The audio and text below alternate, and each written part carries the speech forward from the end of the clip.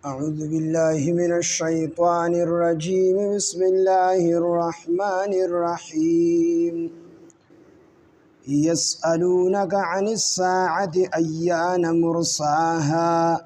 قل إنما علمها عند ربي لا يجليها لوقتها إلا هو ثقلت في السماوات والأرض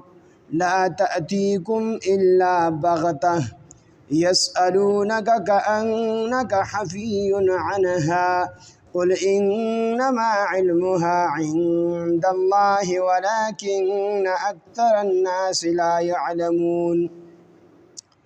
قل لا أملك لنفسي نفعا ولا ضرا إلا ما شاء الله ولو كنت أعلم الغيب لاستكثرت من الخير وما مسني السوء إن أنا إلا نذير وبشير لقوم يؤمنون صدق الله العظيم رب اشرح لي صدري لي أمري واحلل من لساني يفقه قولي رب علما سبحانك لا علم لنا إلا ما علمتنا إنك أنت الحكيم سورة الأعراف نهم سپارہ آیات نمبر 187 يسألونك عن الساعة أيان مرساها دین مکود رسول الله صلی الله علیه وسلم نه خدا تپوسی د استهزاء باندې کړو د خندق باندې چې دا خبره کوي چې قیامت کې به الله حساب او کتاب کوي سزا او جزا به الله ورکوي جنت ته داخلي بدان به جهنم ته داخلي نو ته خو زمونږه رشتہ دار کنه دا قیامت خای چې کله به دا قیامت راځي کم کال کې به راځي په کم وخت کې به راځي کومه زمانہ کې به راځي کومه میاشت او په کم تاریخ او په کم ورځ باندې به راځي دې تفصیل راته وخیا نبی علیہ الصلوۃ والسلام نے مشرکین مکه خود خپل ځان د پوی د بلکې د خندنی د باره تاسو کو چې ته خبرې کړې ته زمونږ رشتہ چاته نه وای نو موږ دا خبره وکړه چې دا قیامت په کله راځي نو الله جل جلاله دا آیاتونه نازل یس تپوس کی عن الساعه د قیامت مبارک قد بنمونو کې یو نوم دا چې کوم دې ساعه دي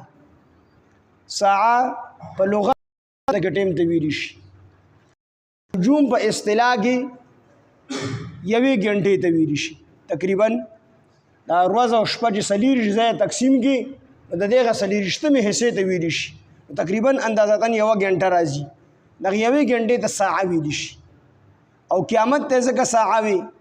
چې په لږ وخت کې به الله جل شانه د ټول مخلوق چې کوم دی حساب او کتاب وکړي نو فرمای یسالونک دی تپوس کی د تانه پاک حبیب عن الساعه د قیامت مبارکی ایان مرساها چې کله به قیامېدل وي د قیامت مرساها چې کله به قیامېدل وي د قیامت قل فرمایو ته ای پاک حبیبا مرساها اصل کې خاص وخت ویل شي چې کله په خاص وخت کې به کله به د قیامت قیامي نو د نبی علیه الصلاۃ والسلام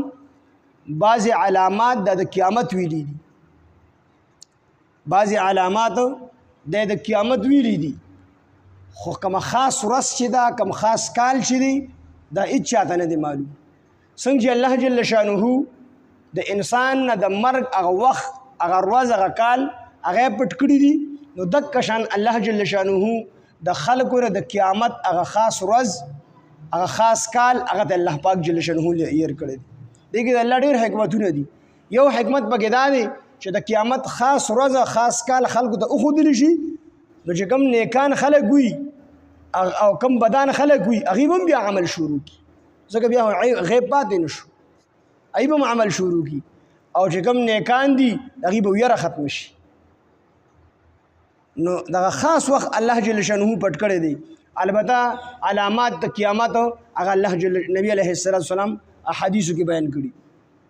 چې ډېر نخې دي چې د غانو بجانو سامان دا زیات شي بلکې جمعات ته براشي جمعات ته راغلي زنانه به داسې کپړې اغوندي چې هغه به کپڑے به اغوستی صحابو ته نبی اسلام فرمای او هغه به بربندي وجود به اخکاری نو صحابه خدا شي نو لیدلې دا جامع خو نه وی لیدلې نو غیر ریان شو د الله پیغمبر څنګه با یو سړي به کپڑا اغوستی دا بربندي دا به څنګه حالت ادا به څنګه کوي مفسرین دغه تفسیرونه کړی دي دیو تفسیر دا کړی دی چې دا جامع ډېرې زیاتې لنډي د دې وجه نه به وجود پکې ښکاري او بعضې مفسرین وایي دا جامع به ډېرې زیاتې تنګي د دې وجه نه د زنانه به هر اندام پکې په نظر راځي او بعضې مفسرین وایي چې دا جامع به ډېرې نری وي نو د دې وجه نه به د زنانه هر اندام په نظر باندې راځي دوه قسمه خلک نبی علیه السلام فرمایي چې د جنت خوشبو به دې محسوسه نه کړي د جنت خوشبو به دې بوی نه کړي دومره چې 1500 کاله کې د جنت د خوشبویي رسي انسان ته خو دې به د جنت خوشبو چې کوم دی محسوسه نه کړي دوه قسمه کسان دي او دا په آخره زمانه کې نبی اسلام وی راځي تاسو نه دي لیدلي صحابه ته آخره زمانه کې به راځي یو په زنانو کې یو په نارینهو کې په نارینهو کې آپ داسې کسان وي چې د هغې سره به د اوښته لګی په شان مضبوط لرګي وي دی په لاسو کې او ظلم به کوي خلک په وخي په هغې باندې نو د دې نه هر صاحب اختیار طبقه چې هغه ظلم کې هغه ته مراد او دویم زنانه چې هغې به جامې اغوستې وي او بدن به پکې ښکاري او په دې سر کې به د اوښته کوب په شان دی دا ویښتې یو ځای ته راجمع کړي نو دا درې واړه قسمه جامې دا په دې دور کې شته دي نو دا نبی علیه السلام د قیامت په علامو کې دا علامه چې کوم دی ښودلې ده دغه رنګې زنانه به ډېرې پیدا کېږي په نسبت ته سړو باندې سړي به کمیږي نو هغه خبره چې کوم دی ثابته شوې ده غریبانان خلک چې دا کوم چې بیزي میزې سري غریبانانو په هغه وخت کې نو دوی به مالدار شي او دوی به په غرونو کې داسې بنګلې جوړېږي چې هغه په ښار کې چارې جوړې کړې نو هغه موشو او دغه رنګې د غر دا خلک دا بدوان شي ته مخکې کامه کړو وي دوی به دومره هوښیار شي بازار کې بازاریان به دوکه کوي هغه هم دوکه کوي سړی اوس هغه هم ثابتې شوي نو څومره نښې د قیامت چې دي وړې دا ټولې نبی علیه السلام بیان کړي دي او دا رښتیا شوي دي او څه به رښتیا کېږي صرف دا غټې نښې چې کومې دي لس دا پاتې دي دا نښې چې کوم دی پاتې دي او دا بیا یو بل پسې لګاتار دي په هغې کې ظهور د امام مهدي صاحب دی چې امام مهدي صاحب دا د عربو چې کوم بادشاه دی دا به ظالم او جابر بادشاه راشي چې دی مړ شي هغه نه وروسته په حکومت کې اختلاف پیدا شي یو وایي زه بادشاه یم بل وایي زه بادشاه یم د دې اختلاف په دوران کې جګړې وي په دغه بادشاهۍ باندې د هغې نه وروسته به امام مهدي صاحب خلک وپېژني او د ده سره بیعت وکړي دی به وایي زه نه کوم زه بادشاهي نه کوم خلک به په زور بادشاه کړي بیا به د خراسان نه افغانستان دغه طرفونه لښکرې لاړې شي هغه د ملګرتیا دپاره د هغې نه وروسته بیا دجال دغه ظهور دی بیا د عیسی علیه السلام د دمشق چې کوم جامع مسجد دی د هغې چې کوم مشرقي مناره ده په هغې به عیسی علیه السلام د دوو فرشتو په اوږو لاسونه ایښي راکوز به شي خلک به د مازدیګر او بعضې روایتو کې د سحر مونځ ذکر دی چې دغه مونځ ته به امام مهدي صاحب مخکې کېږي او عیسی علیه السلام به راکوز شي او د وجود سر نه به یې داسې اوبه څاڅي لکه تازه غسل چې سړي کړي د سر نه اوبه څاڅي امام مهدي صاحب به دوی ته مونځ ته ور مخکې شه عیسی علیه السلام به وایي نه ته مونځ ته ور مخکې شه نو امام مهدي صاحب به ور مخکې کړي د مونځ دپاره امام مهدي صاحب د مازدیګر یا د سحر مونځ به وکړي هغې نه وروسته به خلک وایي دجال پیدا شوی دی نو عیسی علیه السلام وایي لښکرې جوړوئ نو بابلود دا دغلته کې یو دروازه ده د اکې سره به دجال د حضرت عیسی علیه السلام قتل کړي دا اوږده واقعات دي دې نه مخکې د عالمي جنګ دا چې کوم دا به ونښلي هر ځای کې به جنګ او شروع پې شوی دی انډیا پاکستان هم یو بل د خره خپه دي او دغه رنګې د اسرائیلو دا خو جنګ دا ختمیږي نه نو دغه بعضې نښې د قیامت چې نبی علیه السلام ښودلي دي نو دغه علامات د قیامت دي خو د قیامت چې کومه خاص ورځ ده هغه الله پټه ساتلې نو الله ورته فرمایي یسألونک دوی تپوس کي د تا نه عن الساعة د قیامت په باره کې ایان مرساها چې کله به قایمېدل وي د قیامت قل او فرمایه د ای بګه حبیبه انما علمها بېشکه د قیامت علم عند ربي زما د رب سره دی لا یجلیها لوقتها نه ښکارېږي د قیامت لره په خپل وخت باندې الا هو سوا د هغه نه د قیامت په خپل وخت باندې بسو ښکارا کوي الله پاک په ښکارا کوي بل چاته دې پته نشته الا هو سوا د هغه نه سوا د چا نه سوا د الله نه ثقلت درله معامله ده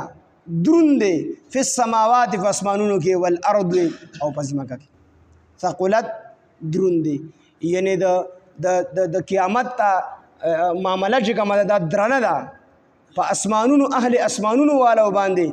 او په اهل الارض باندې د ځمکې په اوسیدونکو باندې په اسمانونو باندې هم دا معامله درنه ده د قیامت ته واقع کېدل او په ځمکو باندې هم درنه ده ځکه په دې کې به د هر یو څیز پناه راشي دا مرګ ولې ګران دی په دې کې انسان پناه کېږي نو دک شان په قیامت کې به دا ټول کائنات چې کوم دی تباه کېږي دا ټول کائنات په هلاکېږي اسمانونه دا به راوغورځېږي ستوري به راوغورځېږي په سمندرونو باندې به اور بل شي ځمکه به اوچوي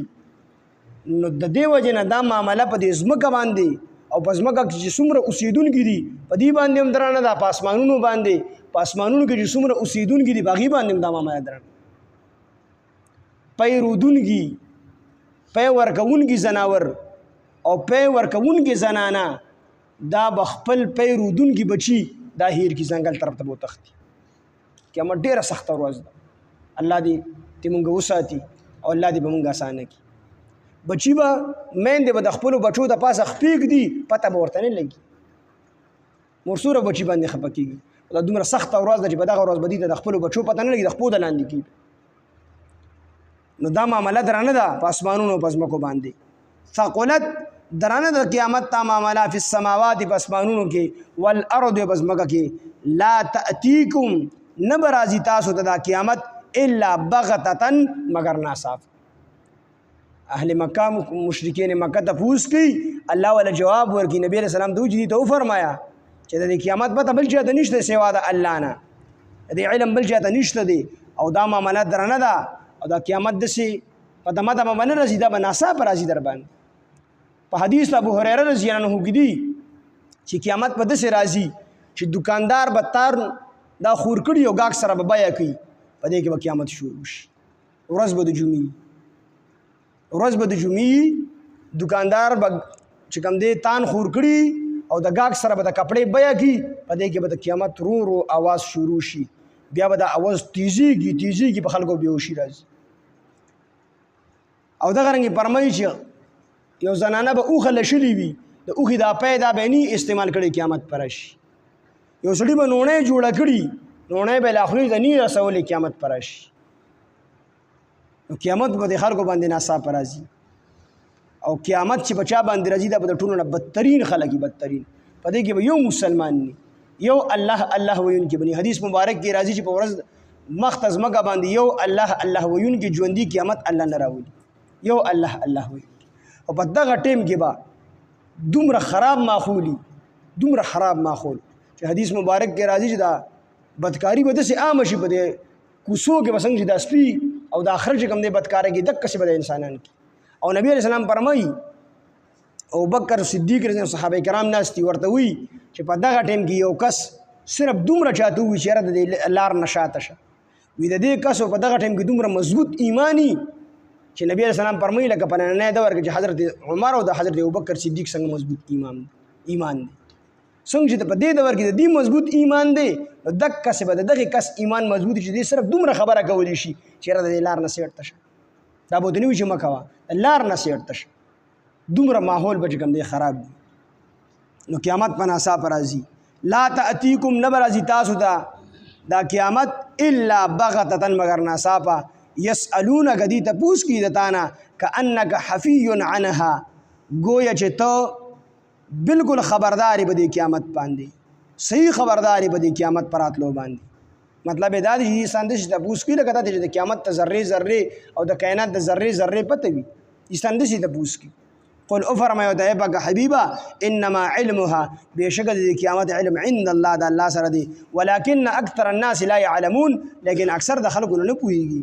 قل افرمایو ته بګه حبیبا لا املکو زمالک نیمه لنفسي د خپل ځان نفعا د نفع لنفسي د خپل ځان د فاره نفعا د نفع ولا ضرا او نه د ضرر پیغمبر اسلام ته الله فرمایي چې د خلکو ته وایا چې زه د خپل ځان ته نه نفع رسولی شم نه نقصان رسولی شم الا ماشاء الله مگر هغه نفع او هغه نقصان به راته راسي چې الله تعالی وغواړي. ولو كنت کو چېرې زه وي اعلم الغیب خبردار په غیب باندې نو لاستكثرت من الخير نو ما به ډېر جمع کړي وو خیرونه ما به ډېر جمع کړي وو فایدې ما به ډېرې فایدې جمع کړي وما مسني السوء او نه به ورسېدلې ما ته تکلیف. نبی اسلام ورته وایي چې ما ته د غیب علم وی که نه نو ما به ډېرې پیدې جمع کړې وي مطلب چې سړي او ما ته به یو قسمه تکلیف نه ورسېدلی. جنگ بدر جنگ احد کې د نبی علیه السلام غاښونه شهیدان شو نو کو نبی علیه السلام د علم الغیب وی نو د کسان چې کوم غونډۍ باندې مقرر وو چې دی را تښتېدلی وي نو نبی اسلام ته پته لګېدلی او نور به یې لیکلي دا تکلیف په نبی علیه السلام ته نه رسېد نو خیر به ورته رسېدلی. خو نبی علیه السلام انبیا علیهم السلام د علم الغیب نشته دی د غیب علم دا پیغمبرانو ته نشته دی او که ورته د غیب علم وي نو نبی علیه السلام په پاکه بیبي باندې چې منافقانو تهمت ولګو واقع د افق چې کومه ده نو چې تهمت یې پرې ولګو نبی علیه السلام به ډېر زیات پریشان و بلکې حضرت عایشه رضی الله عنها هغه خفه وه. نبی علیه السلام د الله پیغمبره که ستاسو اجازه زه پلار کره لاړه شم نو دا پلار کره لاړه. نبی علیه السلام چې څومره تکلیف نبی علیه السلام ته منافقانو رسول دې ورته بل چا نه دی رسول ډېر خفه و تر هغې پورې خفه و تر څو چې د حضرت عایشې رضی الله عنها صفوي قرآن نه بیان کړي چې الخبیثات للخبیثین والخبیثون للخبیثات والطیبات للطیبین والطیبون للطیبات اولئک مبرؤون مما یقولون. الله فرمایل نبی اسلام ډېر پریشان دي او حضرت فاطمه رضی الله عنها خپل پلار کار ابوبکر صدیق رضی الله عنه کار ده ډېره خفه ده الله آیاتونه راولېږل. الله فرمایل محبوبه خفه کېږه مو پلیتان سړي دا د پلیتانو ښځو دپاره دي او پلیتانې ښځې د پلیتانو سړو دپاره دي پاکان سړي دا د پاکانو ښځو دپاره دي او پاکانې ښځې د پاکانو سړو دپاره دي. او د عمر رضی الله عنه د الله پیغمبر دا نکاح چا تړلی دی د الله په عرش باندې تړلی دی د الله پیغمبر دا خبر بیا مکمل دروغ ده چې الله ستا دپاره ته په خپله باندې پاکې الله ستا دپاره د پاکیزه بیبي انتخاب کړي. نو که نبی اسلام سره علم غیب وي نو دا دومره پریشانه کېدو منه پته به ورته لګېدلی چې دا دروغ دي خو تر هغې پورې ورته پته نه وه لګېدلې تر څو چې الله د هغې د براعت اعلان نه وکړي او آیاتونه نه راغلي په سورې نور کې. نو نبی علیه السلام سره علم الغیب نشته دی البته د قیامت ته نښې چې دا انباء الغیب دی. علم غیب څه ته ویل شي د قرآن او حدیث په اصطلاح کې علم غیب هغې ته ویل شي چې د کائنات په ذره ذره باندې ورته علم حاصل وي د کائنات په ذره ذره باندې ورته علم حاصل وي. یوه دویم شرط پکې دا دی په علم الغیب کې چې دا علم د ذاتی وي مطلب په دې کې واسطه نه وي بغیر د واسطې علم وي. نو د نبی علیه السلام یا د نورو انبیا علیهم السلام علم چې دی نو دا د کائنات ذرې ذرې ته شامل نه دی بلکې په امور تشریعیو باندې ورته الله علم ورکړی دی. او دویمه خبره دا ده چې د نبی علیه السلام علم ذاتی نه دی بلکې دې کې واسطه جبریل علیه السلام دی. او نبی علیه السلام د قیامت علامات ښودلي دي یا نورې خبرې ته د وحی په ذریعه باندې معلومې شوي دي نو دا واسطه پکې وحی ده واسطه پکې جبریل علیه السلام ده. جبریل علیه السلام الله را لېږلی دی نبی علیه السلام ته خبر کړی. نبی علیه السلام یا د نورو انبیا علیهم السلام سره علم الغیب نشته دی. نبی علیه السلام فرمایي ولو كنت کوچرې ویزو ولو كنت اعلم الغیب کوچرې ما سره علم الغیب وي نو لاستكثرت من الخير نو ما به ډېر جمع کړي وو خیرونه لاستكثرت ما به ډېر زیات جمع کړي وو من الخير د خیرونو نه د ښېګړو نه د خیرونو نه د پیدو نه وما مسني السوء اما ته به نه ور رسېدلي تکلیفونه تکلیف پر راته نه ور رسېدلی په جنګ احد کې به زما غاښونه نه شهیدان کېدل په طیب کې به زه په کاڼو باندې بیا نه ویشتل ما ته پته و چې دوی ما سره دا چرګي زه به نه تلم بیا. نو علم الغیب را سره نشته. ان انا الا نذیر نه یم زه مګر یرونکي کافرانو لره د جهنم نه وبشیر او بشیر یما زیر ورکونکي یما مسلمانانو له د جنت لقوم دها قوم د بار یؤمنون چې هغې ایمان راوړي. ان انا نه یم زه الا نذیر مگر ویرونکي یم وبشیر او زیر ورکونکي یم لقوم د هغې قوم دپاره یؤمنون چې هغوی ایمان لري. یسألونک دی تپوس کی د تانه پاک حبیبه عن الساعه د قیامت په باره کې ایان مرساها چې کله به قیمېدل وي د دې قیامت قل او فرمایه ورته ای پاک حبیبه انما علمها بشک د دې قیامت علم عند ربي زما د رب سره دی لا یجلیها نخکار کوي د قیامت لرا لوقتها د هغه په وخت باندې الا هو سوا د هغه نه لا یجلیها لوقتها نخکارگی دی قیامت لره په خپل وخت باندې الا هو سوا د هغه نه یعنی سوا د الله تعالی نه صرف الله تعالی به د قیامت تا ورځ د قیامت تا خاص وخت کارگی بل زوګ نشي کارګولې ثقلت درون دی نه دا معامله درنه ده د قیامت تا فی السماوات په اسمانونو کې والارض او پزمکه کې یعنی په دې کې اسمانونو پناه کیږي زمکه هم پناه کیږي نو دا په دې اسمانونو په دې زمکه او په اسمانونو والا او په زمکه والا من دا خبره ډیره زیاته درنه لا تاتیکم نبرازی تاسو ته قیامت الا بغتتن مگر ناصاف برازی یسالون غدی تپوس کی د تانه پاک حبیبا کانک خفی گویا چې ته خبرداری عن هذا دی قیامتنا قل افرمایو دا اے باغ حبیبا انما علمها عند الله بیشک د قیامت علم خاص الله تعالی سره دی ولكن اکثر الناس لا يعلمون لیکن اکثر د خلقونه نه پوهیږي په دې خبره باندې قل افرمایو دا اے باغ حبیبا لا املکو زمالک نه مل نفسي د خپل ځان نفعا د نفي لا املکو زمالک نه مل نفسي نفعا د خپل ځان د نفع رسولو ولا ضرا او نه د نقصان د پکولو الا ما شاء الله مگر هغه بر راشي چې الله تعالی وغواړي ولو كنت اعلم الغيب کوچری ما سره علم غیب وي نو لستكثرت من الخير نو ما بډیر جمع کړیو د خیرونو نه وما مسني السوء او نو رسیدلی ما د تکلیفونه ان انا نیمزو الا نذیر مگر ويرون کېما وبشیر او زیر ورکون کېما لقوم دها قوم دبار یؤمنون جهوی ایمان لري سبحان الله بحمده سبحانك اللهم بحمدك اشهد ان لا اله الا انت نستغفرك ونتوب اليك سبحان ربك رب العزه عما يصفون وسلام على المرسلين والحمد لله رب العالمين آمين برحمته